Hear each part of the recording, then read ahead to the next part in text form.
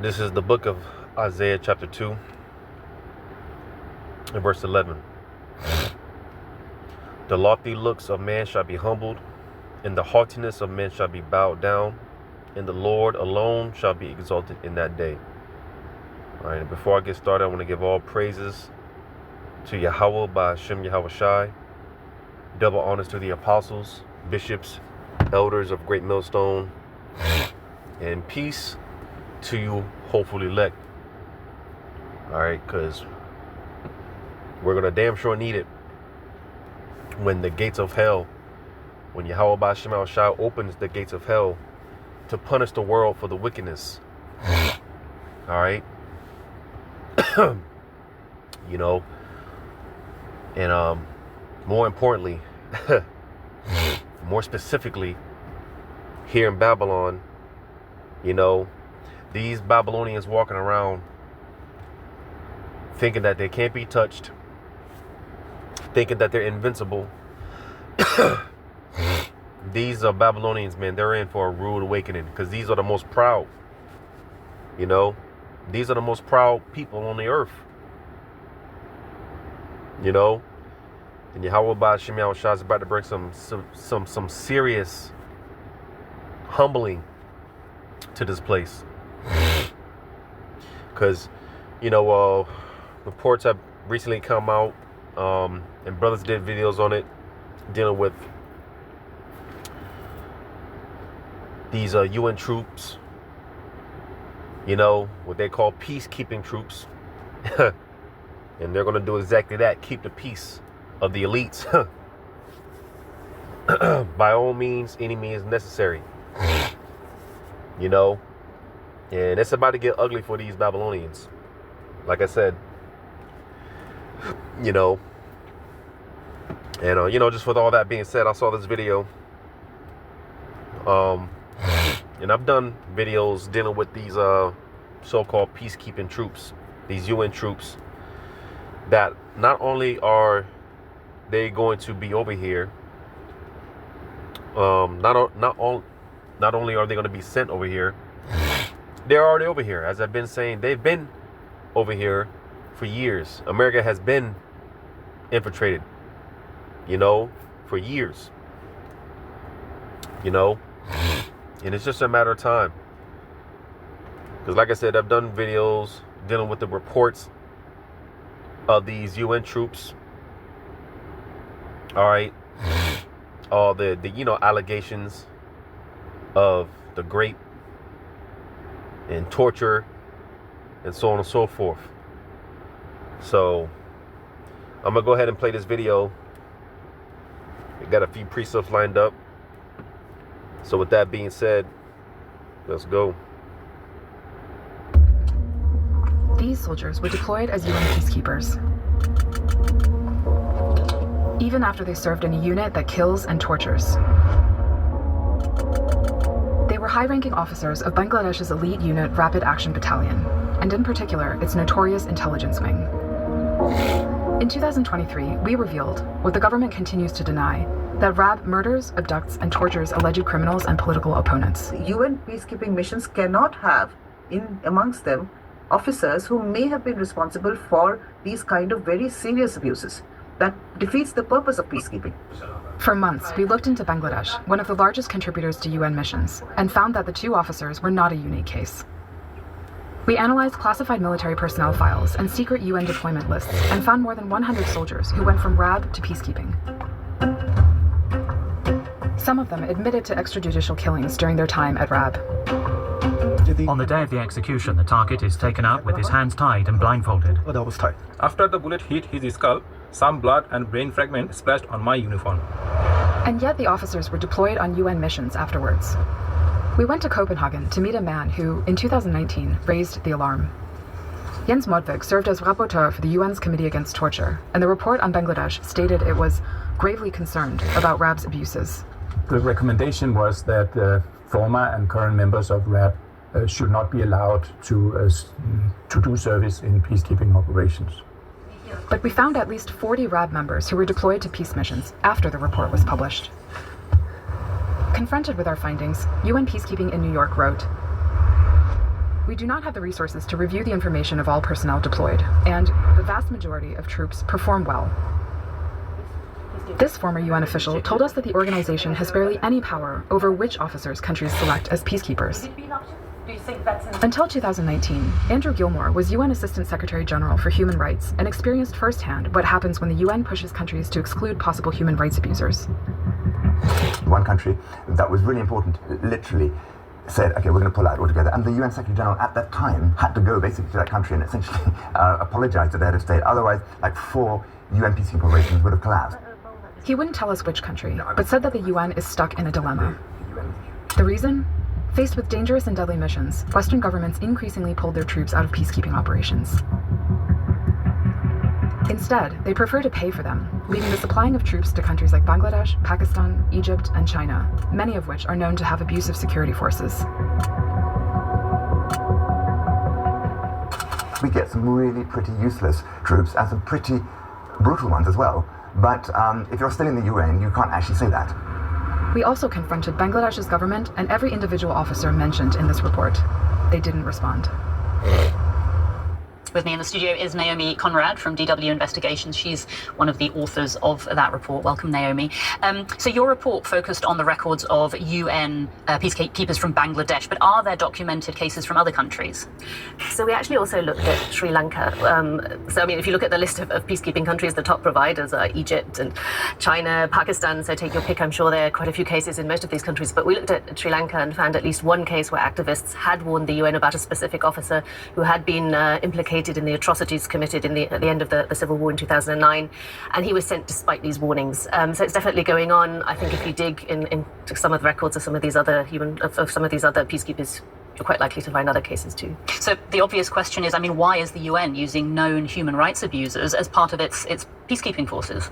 Well, the UN's hands are tied because they need troops to maintain these peacekeeping operations. A lot of governments have pulled out of peacekeeping operations. I mean, these missions are dangerous. They're often quite deadly. It's very difficult to convince voters in democracies back home that you're sending soldiers and they get returned to you in body bags. So to an extent, the UN is stuck in this dilemma, and there isn't really an easy way out. Okay. And what is being done to address this problem? So obviously these issues are now being highlighted. So what's happening? Is anything happening to change it?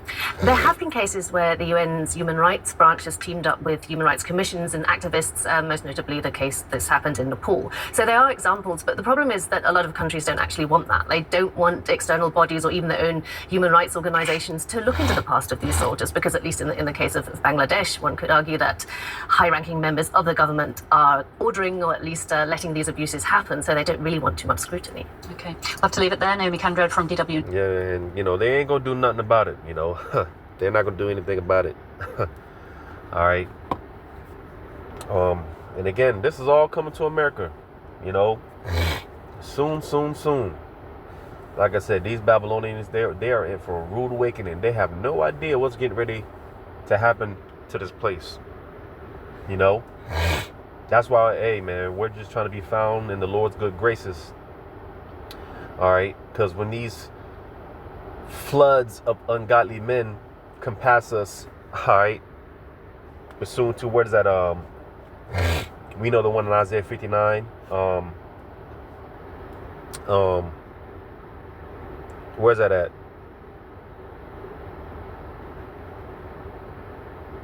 I'm going to grab it.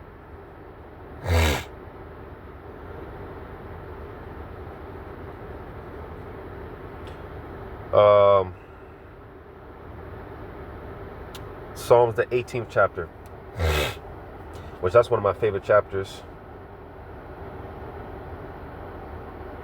But Psalm 18:4, the sorrows of death compassed me, and the floods of ungodly men made me afraid. The sorrows of hell compassed me about, the snares of death prevented me. So you see, when the devil comes in with that great wrath, because again, going into the when these soldiers, when these troops, when they finally get the green light,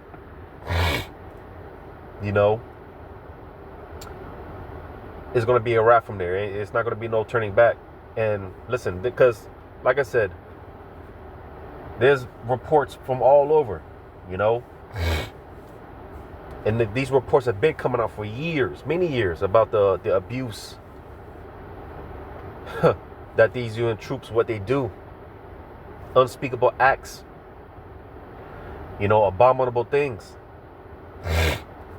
you know. But as I always say, the Lord is saving the best for last here in America for these Babylonians. The Lord is saving the worst, really. He's saving the worst for last. Because these Babylonians, man, they're going to get it the worst, man. I always say as well, America is going to be the worst place to be real soon, man. Lord willing, sooner than soon. Because I was just, as I left the door today, I just couldn't help but to just, you know, through the spirit, just because, you know, just sometimes the spirit just gets on you, man. You just get vexed because you're tired of seeing this place. You're tired of these people, you know. And I just can't wait to see. Two things that I pray for, which shows you how, you know, the Lord, man, he builds us up in the spirit, because at one point, you know, it's just like, damn, all these things are coming in, you know. It's like, Lord, please take me home. I don't want to be here. But we get so built up in the spirit, man. It's like, no, Lord, Baba Kashaw, you know, preserve my life. I want to see this. I want to be here when this shit happens. Two things that I pray for. I pray that the Lord preserves me. For one, as far as being in the midst of all this trouble, you know, so as far as that, you know, being here, because it's a thing of just being preserved. That's it. Like it tells you in 2 Esdras 9, you know, you're being preserved from the said perils. But two things. I pray that, you know, the Lord, because we know spiritual power is coming. All right. And I pray that you know, Lord willing, I'm here to see brothers get theirs, you know. Because that's one thing, I can't wait to see brothers get theirs, man. I can't wait to see the spirit of Yahweh Shema Shai turn up on brothers, man. And brothers is going to be going in out here. I can't wait. Lord willing, I get to see that. I get to witness that. You know, but another thing, I pray that, again, the Lord preserves me. I want to see these people scream. I want to see these people in distress. I want to see these people cry. I want to see these people beg for mercy, and they don't get no mercy. I want to see this. I want to witness this. I want to hear the screams. I want to hear these people scream, man. You know, I want to see these people suffer. I'm tired of these people. I hate these people. You know, I hate these people, man. I hate this place. I can't wait to see all this shit get fucked up. But that's just me, you know. Salaki.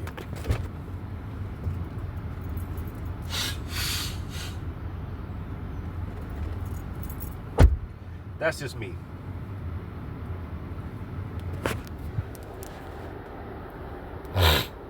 And I'm sure I can speak for most. Because that's one thing, you know, like the Apostle Tahar says, or says from time to time, when it comes to these scriptures, you can't read it with a Western mindset, because they breed over here in the West, man. It's just a bunch of, they breed just a bunch of weak, dumbed down, docile people, man. You know, because what I just said, it might sound harsh, it might sound cruel, you know, but it ain't nothing but a bunch of, you know, just a beta ass, you know, just weakness, man. That's what is bred over here in the West. It's just a bunch of weak people, you know. It's annoying, quite frankly. But I'm going to go to Jeremiah 18.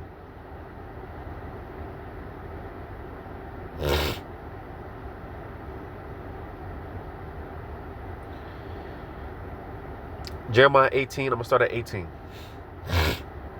Because another thing, I was meditating on this as well earlier, you know, and it kind of just renewed my strength, you know, because throughout the time, throughout the ages, throughout the generations, people were able to, for the most part, because, you know, you do have examples where, you know, the Lord lifted up that standard.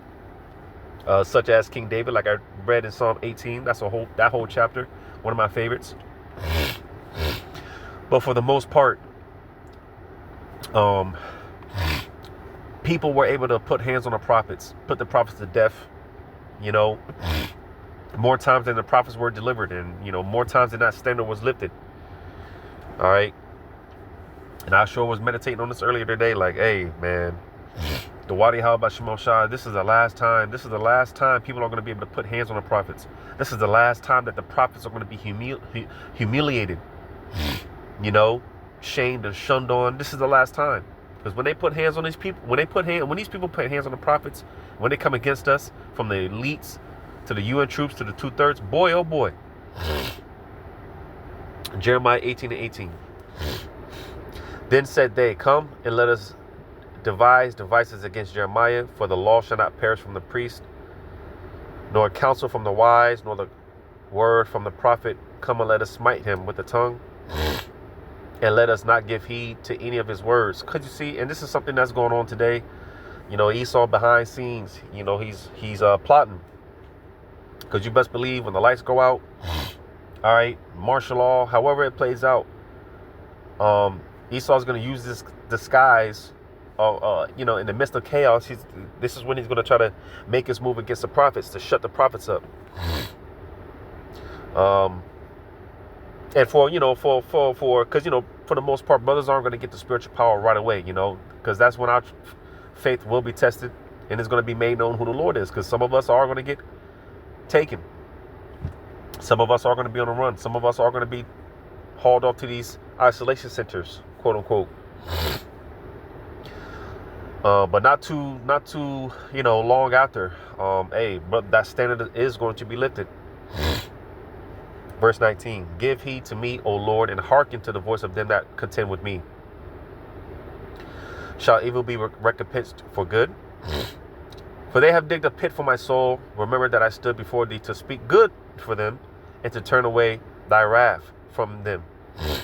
And that's what we try to do with our people specifically, and just, let them know of the oncoming danger. As I would say, we are warned, we are forewarned so that we can forewarn, and that's all we try to do with our people. Just, hey, repent, because what's coming? Hey, listen, we don't want no smoke. We don't want no smoke with the Most High. You're dealing with a man of war. You talk about 1,000 ways to die. Listen, Yahweh Shema Shah can cut you up, and there's no limits to the Lord on how he can destroy you. That's why the scriptures say, fear not man, which can destroy the body. In other words, you can't do anything. Fear him that can destroy body and soul. Listen, the Lord can make you feel it for real. And that's what he's going to do. He's going to make these people feel it for real. Verse 21. It's lucky.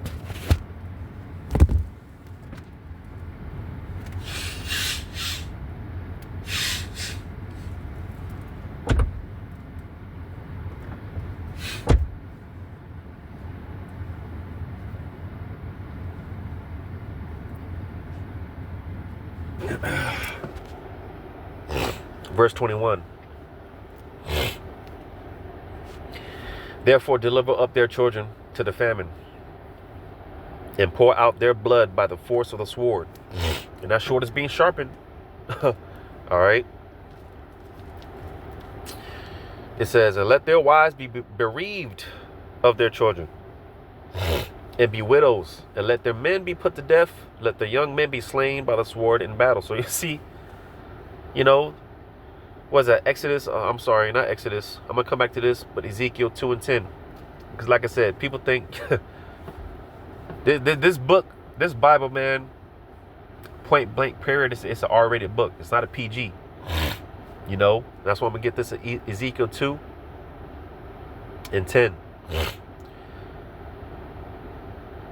It says, Ezekiel 2:10. Matter of fact, verse 9. And when I looked, behold, an hand was sent unto me, and lo, a roll of a book was therein. Talking about this Bible. And he spread it before me, and it was written within and without, and there was written therein lamentations and mourning and woe. You see, man? So, hey, the Lord's not playing. Because that's one thing people fail to understand, that, you know, they think that the Lord is one-sided. He's just this all-loving entity, and he's not. Yes, the Lord does love, but he hates. You know? And he's about to show how much he hates wickedness. You know? As I read earlier, the Lord's getting ready to humble these people, man. Especially the inhabitants here in Babylon. You know? Because when them troops come, hey, like I said, you know, because we're going to witness this. You know? And that's why, hey, man, the Lord, man, he's been giving us just more and more, man. We're just becoming so numb. You know, because we're getting ready to see a lot of death, man, a lot of bloodshed. You know, a lot of bloodshed, man. And hey, the scriptures talk about, man, the Lord said, don't be offended. You know, because hey, a part of the offenses that are going to come is, believe it or not, you know, believe it or not, family, loved ones, as much as we love some of our, you know, family and loved ones, listen, the Lord hates them, and the Lord has it out for them. So a part of the offenses that are going to come is we're going to see a lot of family members get offed. You know, they might be close and dear to us, but hey, the Lord has it out for them. And we just have to accept that. We just have to, hey, Khan Adawan. Yes, Lord. You know, and hey, quite frankly, like I said, it sounds cruel, whatever, but hey, it is what it is. Because quite frankly, hey, better them than me. That's just my attitude. Better them than me. I ain't dying for none of these people, man. Because like Jeremiah just said, man, hey, you know, we try to, you know, talk to our people for their good, man. And they, you know, look how they do us. Right? So, hey, verse 21 again, Jeremiah 18:21. Therefore, deliver up their children to the famine and pour out their blood by the force of the sword. And let their wives be bereaved of their children and be widows. And let their men be put to death. Let their young men be slain by the sword in battle. Because it's going to be, again, there's going to be a lot of bloodshed out here, man. Because especially when these foreign troops come over here, well, I'll say when they're activated, that's why we're going to see, because like I said, in the reports that have been coming out, you know, UN troops being placed over here because of the upcoming civil unrest, which is prophesied in the scriptures. Because you think Esau's going to stand by and let his kingdom go to shit? No, he's not. He's going to fight for his kingdom, and rightfully so. You know, you ought to fight for your kingdom, Esau. Now, you're not going to win. You're not going to prevail, but hey, you should fight for your kingdom. And Jacob's just, for the most part, man, they're just going to be casualties of war. They're just going to get caught in the crossfires because it's going to get crazy. It's going to get hectic. You know? Verse 22. Let a cry be heard from their houses when thou shalt bring a troop suddenly upon them. For they have digged a pit to take me and hid snares for my feet. Yeah, like I said, Jake, more specifically, all right, is going to be caught in the crossfires, man. They're going to be caught in the crosshairs. You know? But that was the point, you know. When these troops come in, and they're already here, it's just a matter of them being activated. Like I said, all the reports over the years, the decades of the unspeakable acts that have been, you know, these cats have been doing. You know? It's going to get nasty out here, man. It's going to get scary. Let me get this. Is Zechariah 14. There's also one of, what is that, Isaiah 13. Isaiah 14, because when you go to, real quick, Second Esdras.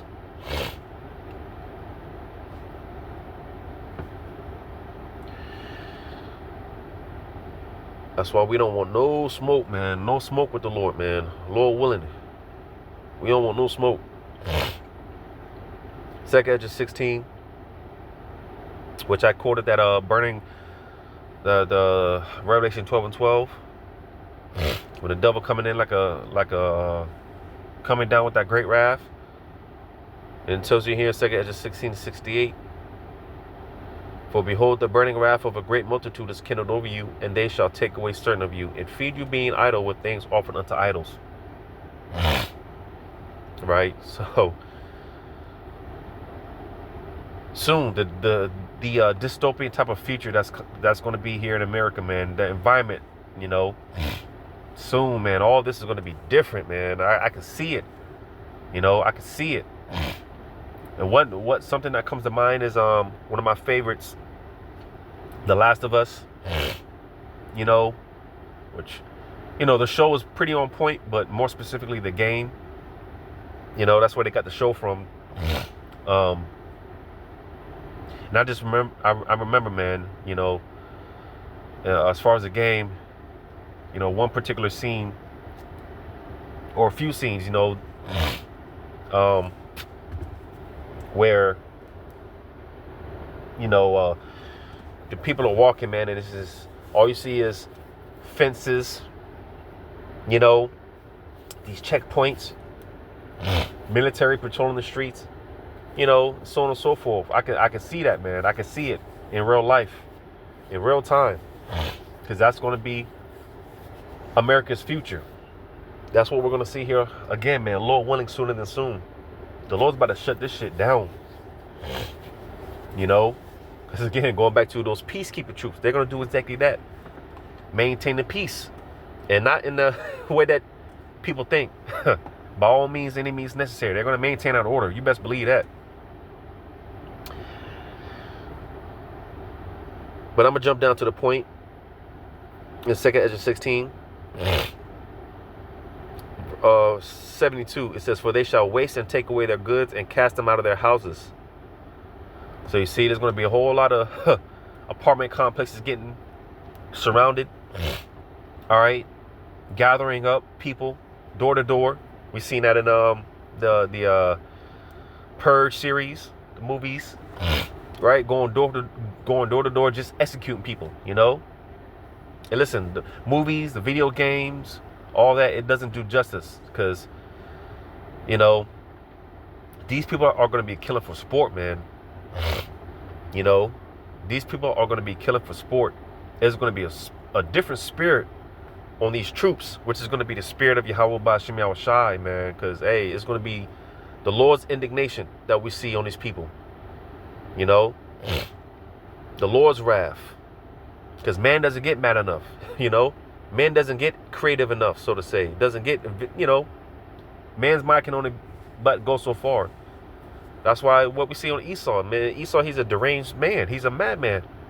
That's what I always talk about when it comes to Esau, man. You can't put anything past his devil. Well, that's the spirit of the Lord that gives him these wicked thoughts, man. You know, just that's the spirit of the Lord that he puts on Esau, man. So when those troops come in, listen, they're going to be like mindless zombies, man. They're just going to be, man, unspeakable acts. That's all I can say. That's the best way I could put it. You know, that's the best way I could sum it up. You know, going to Zechariah.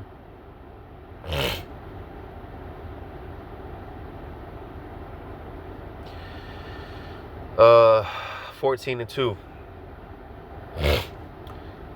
Zechariah 14:2. For I will gather all nations against Jerusalem to battle, and the city shall be taken, and the houses rifled, and the women ravished. Now, we don't have to tell you what that means. If you don't know what it means, look it up in the different translations. You know, it says, and half of the city shall go forth into captivity, and the residue of the people shall not be cut off from the city. So you see, it's not going to be just women. You know, men, women, and children are going to be ravished. Like I said, man, it's just a lot of unspeakable things, a lot of abominable things, man.